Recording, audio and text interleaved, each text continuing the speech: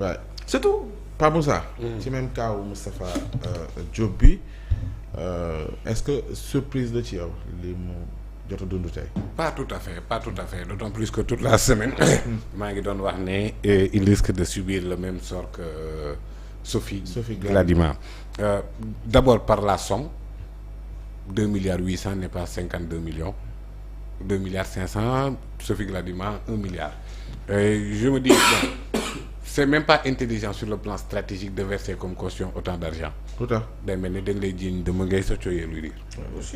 Donc stratégiquement fooguma ne kii na mais argument bi mu joxe aussi disant que man bu ma joxee damay mel ni man la. Waaw. Je peux être d'accord avec lui parce que borom yax bu rëy bi dafa cautionné plus que sax liñ koy toppee mais en fait. dafa borom yax bu rëy bi. ndeysali nee na ay maamam xaafis leen yax bu rëy la bokk mais disposition yi nga xamante ne moom moo régir li leen jox la possibilité de verser l'intégralité de la somme pour pouvoir espérer bénéficier d'une liberté provisoire même disposition boobu yemul ci rek versement de la somme. Non, en marge de ça, parallèlement à ce versement, s'il conteste sérieusement. Contestation sérieuse. Or la contestation sérieuse est plus honorable que le versement d'une caution, même si le versement d'une caution ne veut pas dire culpabilité. Surtout à préciser. Ça ne veut pas dire culpabilité, mais la contestation sérieuse est plus honorable. mooy am na lu ñuy jiiñ ni lii la nga ñëw jàkkaarloog juge bi joxe ay firnde yu wane ni li ñuy wax ute naag li am. waaw xam nga loolu boo ko defee avec sérieux contester li ñu lay jiiñ dañ lay mën a may liberté provisoire boobu noonu wa illaa nag. Pas forcément boy. Pas forcément même parce qu'il y a une contestation sérieuse que dañ lay may. Non, même la caution n'est pas forcée. dañu ne c'est une possibilité mën a may dañ lay mën a may c'est-à-dire possibilité la.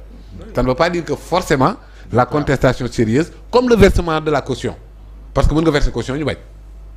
Absolument. Et n'oublie pas que c'est une commission d'instruction. Oui. Donc ce n'est pas le parquet. Ce n'est pas le parquet du tout. Donc ay juges d'instruction.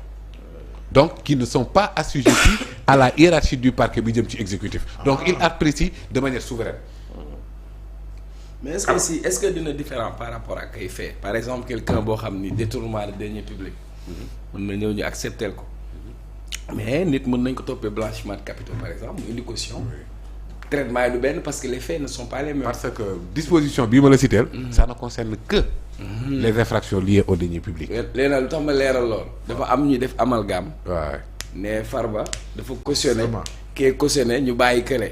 moo tax ma bëggoon nga leeral loolu Farba bokkuñu li ñu leen di toppee c'est-à-dire disposition bii ñuy wax nii ça ne concerne que le détournement de deniers publics et même le détournement de deniers publics mënoon na ko def ñu bañ comme ni ñu bañee ci Farba parce que foofu dañ ne peu donc ça reste à l'appréciation souveraine du juge d'instruction xam nga lan moo tax mën nañ au début de l'affaire ñu ne ñu ngi lay toppee 52 millions nga ñëw verser 52 millions daw ci biir enquête bi ñu xóotal gis ne nekkete ñun liñ jàppoon au départ weesu na ko di dem te gisatuñ la moo tax possibilité la mën nga même dans le cadre d'une infraction de détournement de deniers publics nga verser l'intégralité de la somme ñu bañ donc foofu faculté la ñu jox juge bi rek possibilité la mais ce n'est pas une obligation même si aussi la contestation sérieuse n'est pas une obligation pour ñu bàyyi la mais bu ñu la bàyyee ci contestation sérieuse pour man moo ëpp honorabilité que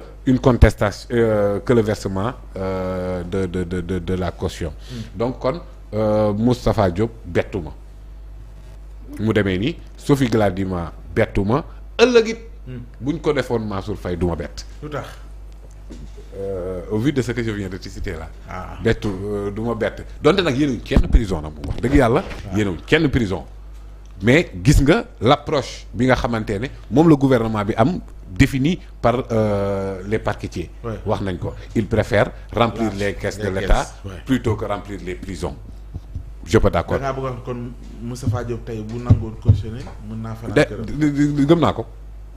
gëm naa ko. kon Mansour Faye certainement bu ñëwee ak intention cautionné. surtout avec avec la somme en question. Oui. Et les infractions visées par la commission d'instruction voilà mise en accusation assemblée. Oui, assemblée. Voilà donc c'est de l'appréciation souveraine des juges kon la approche bi leer na et le cas de mon professeur Ismaïla Madior Fall en est une illustration parfaite lui il ne s'agit pas de détournement de deniers publics kii moom kaawam leneen la ñu ne tentative de corruption mais tentative de corruption boo xamante ne moom moo ko njëkk a wax ci penc bi.